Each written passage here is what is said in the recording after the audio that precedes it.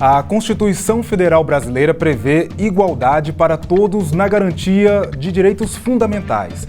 Mas, na prática, essa garantia nem sempre é respeitada.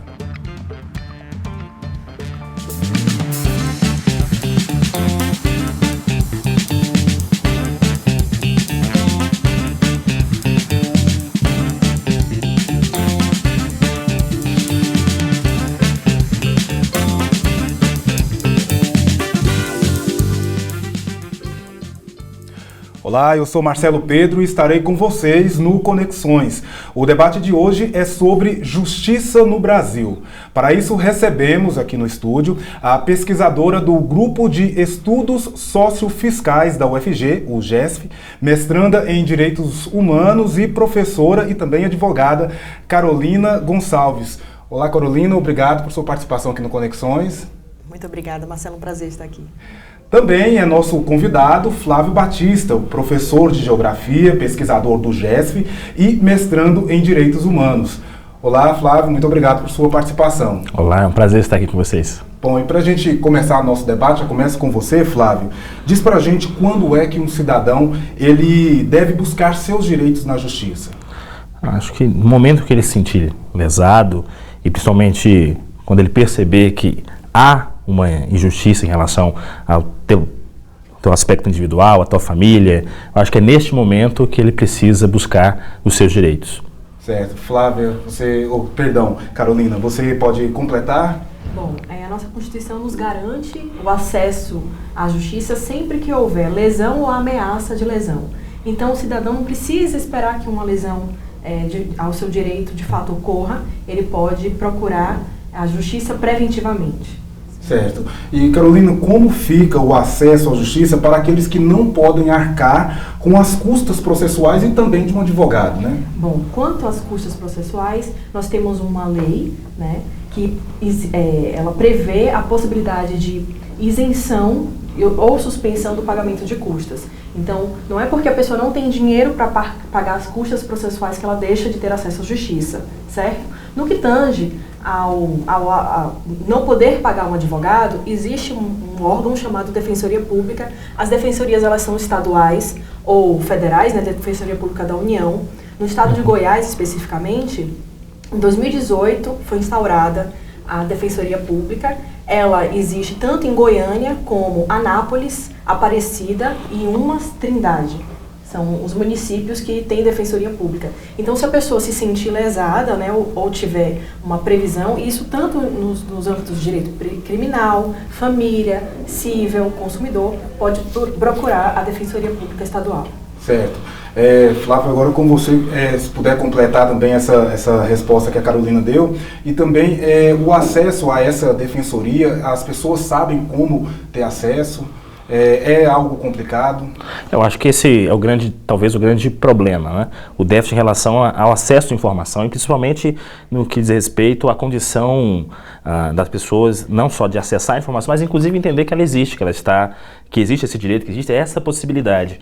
Uma das coisas que mais nos chama a atenção, principalmente em relação à justiça no Brasil, é quando a gente vai falar, e aí está a Carol para complementar, em relação à própria condição de entender o que está escrito na Constituição. Uma das coisas que a gente sempre fala, principalmente a gente ouve bastante, vamos entender a nossa Constituição, vamos lê-la, mas percebe que o problema já está inclusive na linguagem, a maneira, como é que uma pessoa comum, boa parte da nossa gente inclusive não terminou o ensino médio, como é que a nossa gente vai entender isso? Como é que boa parte dessas pessoas vão inclusive se apropriar desse direito e executá-lo? Ou inclusive, que é o grande debate, né? Não só acessar esse direito, mas reclamá-lo, protestá-lo, para que isso realmente se efetive e se materialize na vida social e cotidiana dessas pessoas. Partindo desse princípio de dificuldade no entendimento do que está escrito na Constituição, as pessoas não sabem se têm direito a algo. Exatamente, esse é um grande problema. Como muita gente tem debatido agora, no contexto brasileiro, a dificuldade de que o Estado Democrático de Direito, na verdade, existe uma crise do Estado Democrático de Direito brasileiro. Mas a grande pergunta, as pessoas sabem que existe esse Estado Democrático de Direito? As pessoas conseguem vislumbrar na sua vida, no seu cotidiano, que é possível, inclusive, ter acesso a esse direito na Constituição, entender como funciona e, inclusive, acreditar que isso realmente possa fazer parte da vida dela de uma forma comum, né? Enfim, as pessoas consigam acessar isso de fato. E esse é que é a grande discussão, né? A gente começa por um problema do ponto de vista do entendimento da Constituição, outro problema é a sua execução, e se as pessoas não conseguem entender que isso funcione, e você tem um debate nesse sentido de que o Estado Democrático de Direito está em crise, as pessoas vão dizer, tudo bem, eu nunca vivenciei Estado de Direito, então ele está em crise. Olha que problema que a gente tem para resolver nesse país. Certo.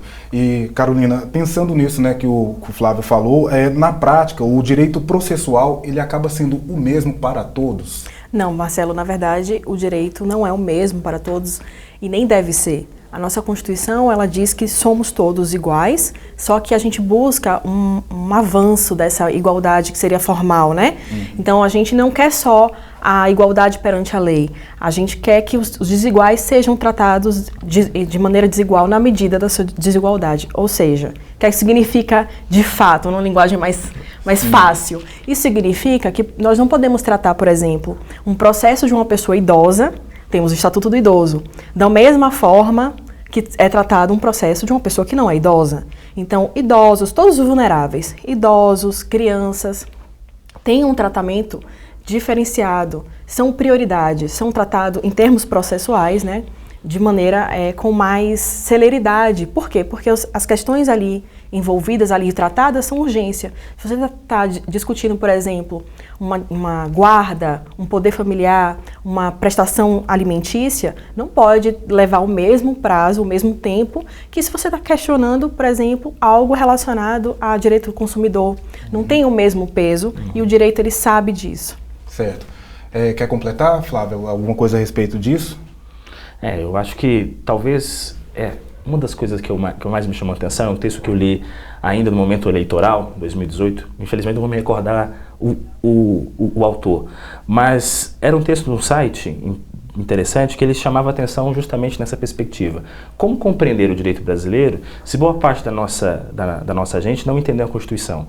E ele chamava a atenção, quem sabe, discutir a Constituição já na escola, discutir para que a gente consiga não só fazer um debate mais profundo, mas também apresentar ela dentro da sua construção, do seu processo histórico, da sua importância para a história do Brasil, mas também, às vezes, inclusive, mediando o que ela está dizendo, qual a condição concreta e como é que as pessoas, qualquer pessoa, pode acessar esses direitos, entendendo como funciona e compreendendo a sua dinâmica e seus conceitos. Acho que esse é um grande desafio para todos nós. Como é que a gente pode construir e deixar de forma mais popular essa relação entre as pessoas e o direito, passando, inclusive, necessariamente pela nossa Constituição.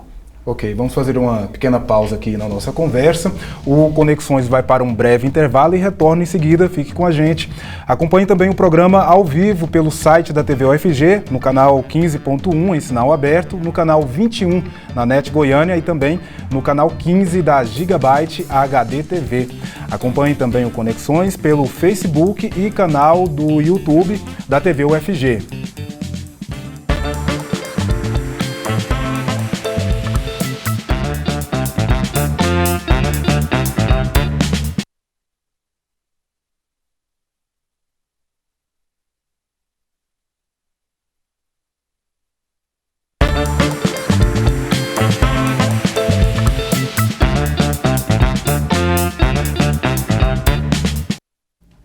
Conexões está de volta hoje discutindo sobre justiça no Brasil.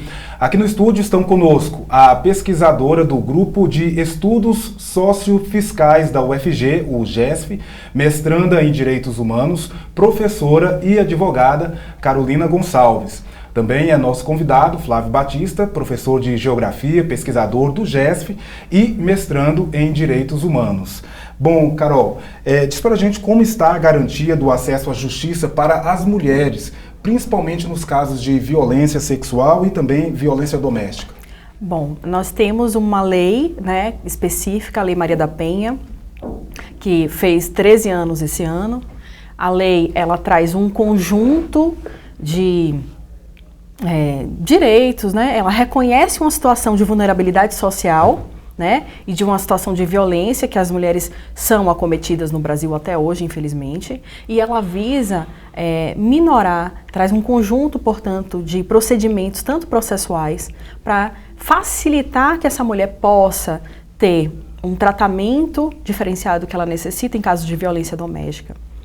Então, a Lei Maria da Penha, ela não traz necessariamente novos crimes, ela traz um tratamento do Estado, uma atenção do Estado diferenciada, né, a esse tratamento. Ela traz a previsão de várias específicas, ela traz uma previsão de um conjunto de medidas que visa, de fato, proteger a mulher, ou seja, as medidas protetivas, que inclusive elas são, podem ser aplicadas antes de uma decisão, de um trânsito julgado, de fato ter sido definido pelo juiz, que constatado perante o processo que houve certo crime. Então, antes de um julgamento definitivo, essas medidas protetivas elas já podem ser aplicadas. E elas são aplicadas não só porque quando você fala de violência contra a mulher, você não está falando de mulher em termos sexuais, você está falando de mulher em termos de gênero, sim, de identificação social. Então, independente da orientação sexual, se é lésbica ou não, se as transgêneros também são abarcadas, são protegidas por essa legislação. E ela protege, inclusive, filhas, não precisa necessariamente, eu sei que é um mito, que seja apenas a relação, porque o agressor não interessa, o que interessa é aquela vítima. Quem é a vítima? Se for uma mulher, em termos de gênero, como ela é vista pela sociedade, ela é protegida. Então, a gente tem avanço. Óbvio que a situação ainda não está perfeita, infelizmente a gente tem um número grande de feminicídio no Brasil até hoje, que é fruto, né, o último estágio da violência contra a mulher, sim, mas a gente pode sim dizer que desde 2006, quando a lei entrou em vigor, nós passamos a ter um avanço. Certo. A mesma pergunta, como que o senhor percebe esse acesso aí da justiça para essas mulheres? Acho que tem uma outra dimensão que é importante nós discutirmos. A lei, obviamente, é um grande avanço, diz respeito à proteção das mulheres, mas há uma discussão profunda que deve ser feita, quando a Carol fala, não interessa o agressor, mas sim a mulher, concordo nesse aspecto, mas como é que isso se constrói? Se nós pensarmos nas relações cotidianas das pessoas, dentro dos seus lares, como é que essa violência vai se construir? As pessoas naturalizaram essas relações. Inclusive, boa parte dos homens, quando receberam a lei, né, muita gente disse, olha, mas isso era tão natural, isso era tão normal. Então a gente precisa educar a nossa gente, educar o nosso povo em relação a esse aspecto, principalmente da construção do próprio machismo. E eu acho que é importante a lei, mas eu fico muito preocupado em relação à punição, né? Vamos punir exclusivamente o ato ou nós podemos evitar que ele aconteça? E isso é importante, principalmente quando você percebe que pessoas foram encarceradas, e não estou aqui minimizando o problema, nem minimizando a agressão, mas que homem foi encarcerado? Qual que foi a sua condição social? Aonde ele está? Né? Quais foram a sua condição histórica de vida? Porque é preciso pensar o seguinte, tudo bem, ele vai responder por aquele ato violento, e ele precisa entender por que ele cometeu aquilo e como evitá-lo. Porque há uma educação machista que naturaliza essas relações agressivas e que as mulheres, infelizmente, passam por tudo isso nas suas vidas privadas, e os homens, todos eles, foram ensinados pelos seus avós, pelos seus pais, que isso é muito natural. Inclusive tem aquele velho ditado que as pessoas gostam de dizer, em briga de marido e mulher, ninguém mete a colher. Sim. Percebe que é muito mais problemático. Obviamente a lei é fundamental, um grande avanço, mas nós precisamos discutir o depois. Né? O depois e o antes, na realidade. O homem encarcerado, ele precisa passar, nós vamos observar que tipo de crime. Foi um crime de homicídio, então eu acho que tem que ter um outro trato. Mas foi um crime de violência, de lesão corporal, de uma violência doméstica, como resolver isso? É só colocar ele encarcerado? Imagine o ódio que esse homem não vai construir depois, justamente nesse aspecto da encarceramento, dentro do tratamento do Estado. Mas se este homem, que foi agressor, uma lesão corporal, passar por um debate, inclusive entendendo por que ele fez aquilo, talvez o resultado a longo prazo seja um pouco melhor do que exclusivamente encarcerar este homem na prisão. Certo.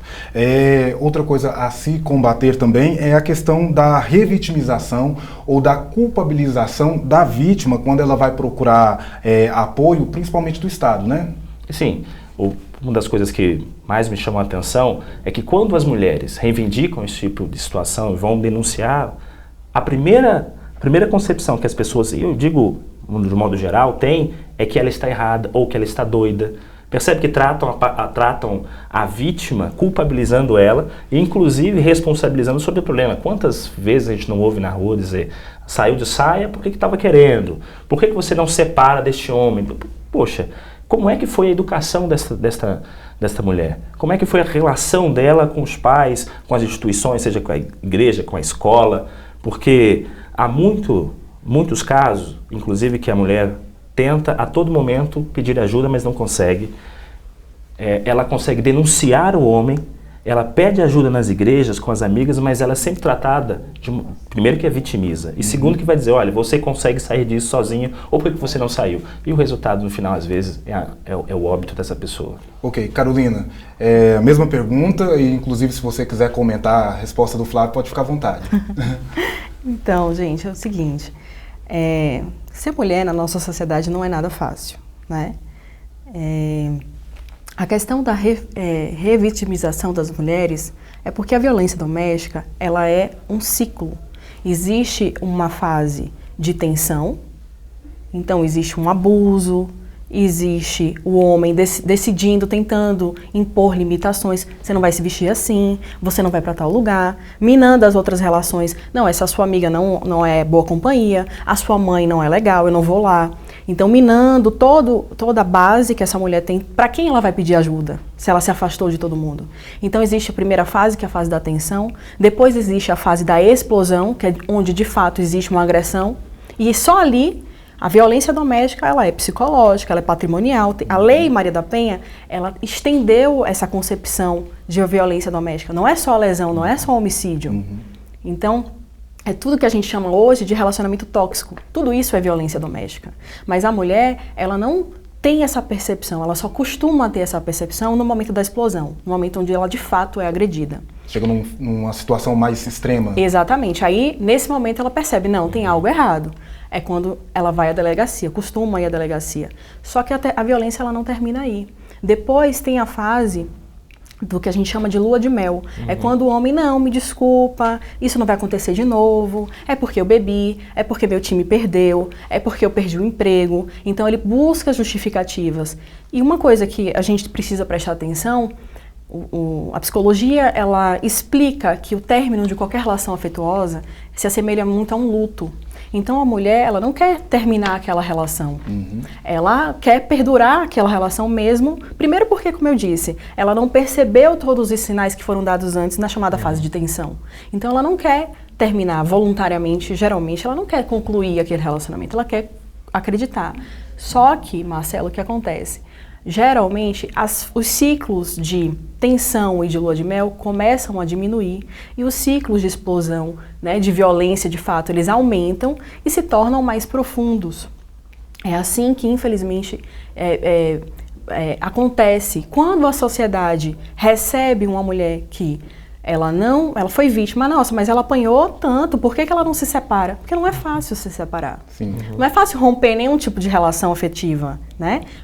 Inclusive essas que têm uma dependência, não só emocionais, porque sabemos que não só mulheres de determinado poder aquisitivo são vítimas de violência doméstica. Violência doméstica não tem classe, não tem raça, não tem cor, então não tem específico. Qualquer mulher, mesmo economicamente independente, pode ser vítima, e infelizmente, de violência doméstica.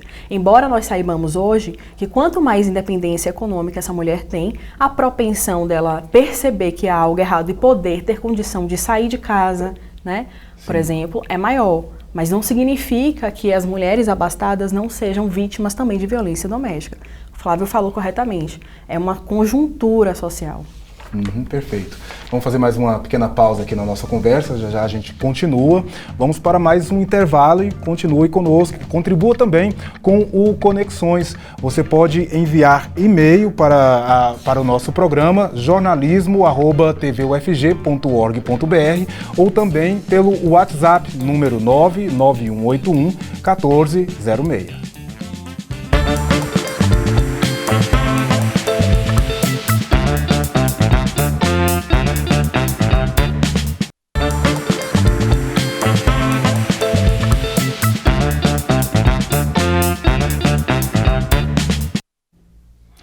Estamos de volta hoje com o tema Justiça no Brasil. E aqui no estúdio seguem conosco a pesquisadora do Grupo de Estudos Sociofiscais da UFG, o GESF, mestranda em Direitos Humanos, professora e advogada Carolina Gonçalves, e também o nosso convidado, Flávio Batista, que é professor de Geografia, pesquisador do GESF e mestrando em Direitos Humanos. Eu volto com você, Carol, inclusive até retomando a nossa conversa do bloco anterior, a respeito do que o Flávio tinha dito sobre essa reeducação dos homens para talvez tentar minimizar essa questão da violência contra a mulher. Eu queria saber o seu ponto de vista a respeito disso. Bom, o que é que acontece? Em situação nenhuma, em contexto nenhum, a gente pode justificar uma agressão, uma violência, certo? Sobretudo contra as mulheres, tá? Concordo com o Flávio, nós vivemos numa sociedade machista, isso é um fato, só que a gente tem que tomar muito cuidado para não revitimizar as mulheres de fato. Se a mulher sofreu uma agressão, a culpa não é dela, porque não existe nada que justifique uma agressão. Não existe nada que justifique nenhum tipo de violência, seja ela patrimonial, psicológica, emocional e física. Então, isso precisa ser deixado muito claro, porque senão a gente reproduz uma situação de que a sociedade, ela ameniza a culpa que o homem tem quando agride. Ah, mas ele foi criado por um pai violento, ele foi criado numa situação de violência. Ok, tudo bem. Isso precisa ser combatido? Precisa. Mas isso em momento nenhum justifica que a mulher sofra uma agressão, certo? Então isso precisa ser deixado muito, muito claro. E isso precisa ser trabalhado. A gente tem que primeiro reconhecer as situações de machismo, ter que ter a coragem, é muito difícil, como mulher inclusive, ter a coragem de reconhecer situações de machismo, mas elas precisam ser esclarecidas, porque só assim a gente vence o machismo e só assim a gente combate a violência. Certo? Concordo com a reeducação, mas primeiro... Nada justifica a violência. Nada justifica a violência. Perfeito. E ainda continuando com você, Carol, por que entre a população carcerária existe uma predominância de pessoas negras? Bom, o professor Luiz Eduardo Soares, ele tem uma vasta pesquisa, não só ele como outros professores, que de fato enfatizam o seguinte: não existe uma coincidência entre a maioria da população carcerária do Brasil ser negra. Existe sim uma seletividade do sistema punitivo do Estado. Então o Estado, e quando eu falo Estado eu estou falando de toda a situação, todo o sistema de justiça, porque justiça não é só o poder judiciário.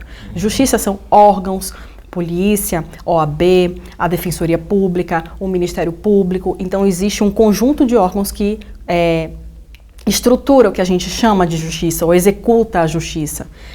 O professor chama a atenção, e outros pesquisadores, de que há uma seletividade dos crimes que são punidos. Então a gente tem um foco maior em certos crimes. Por exemplo, no Brasil, temos a situação do tráfico de drogas, né? A lei de drogas, que inclusive não diferencia o que é uso e o que é tráfico. Então, a depender, não tem critérios objetivos, então não tem quantidade definida pela lei, não tem a forma definida pela lei. Então, quem define isso, no final das contas, acaba fazendo uma distinção que culturalmente no Brasil perpassa por critérios de cor, raça e classe social. Perfeito. Flávio, rapidamente, para a gente já encerrar. Acho que uma das coisas importantes é tentar entender as condições sociais de quem é essa população negra. 75% da população encarcerada tem entre 18 e 29 anos. 51% deles mal terminaram o ensino fundamental. 71% não terminaram o ensino médio. Então nós temos algo importante para a gente entender. Primeiro, a sua condição social. A maioria não tem condições educacionais e, consequentemente, tem menos renda.